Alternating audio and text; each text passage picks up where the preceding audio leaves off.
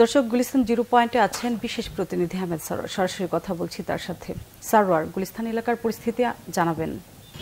আমি এই মুহূর্তে আছি জিরো পয়েন্টের সামনে। আপনাকে যদি পরিস্থিতি দেখাই, আপনি যদি দেখেন যে গোলাপশাহ মাজারের দিকে যদি আমরা দেখাই, অন্যান্য দিন যারা ঢাকা সম্পর্কে ধারণা আছে এই রাস্তাটার কি অবস্থা থাকে আর এখন কি অবস্থা আছে, তো এতে এই রাস্তাটা পুরোটাই অনেকটা খালি। কিছুক্ষণ পর পর একটা দুইটা করে গাড়ি আসে গণপরিবহন, এবং তবে যেগুলো বেশিরভাগই খালি থাকে, লোকজন তেমন নেই, তবে প্রচুর রিক্সার আধিক্য আছে।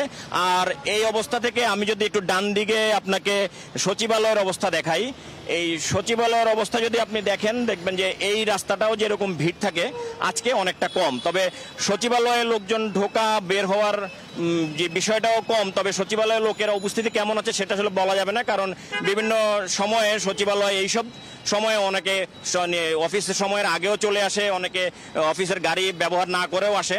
তো কিন্তু অন্যান্য সময় সচিবালয়ের গেটে যে ভিড় থাকে সেই ভিড়টা আজকে নেই। আর আমি যদি ডান পাশে আপনাকে পল্টনটা দেখাই, আমার হাতের ডান পাশে পল্টন আছে, এই পল্টনের অবস্থা যদি আপনি দেখেন, এই রাস্তাটা পুরোটাই খালি, অনেকটা খালি। প্রচুর রিক্সা, হুন্ডা, সিএনজি আছে, কিন্তু গণপরিবহনের আধিক্য একেবারেই কম। এটা নগণ্য বলা যায়, তবে এই মুহূর্তে নগণ্যই বলা যায়।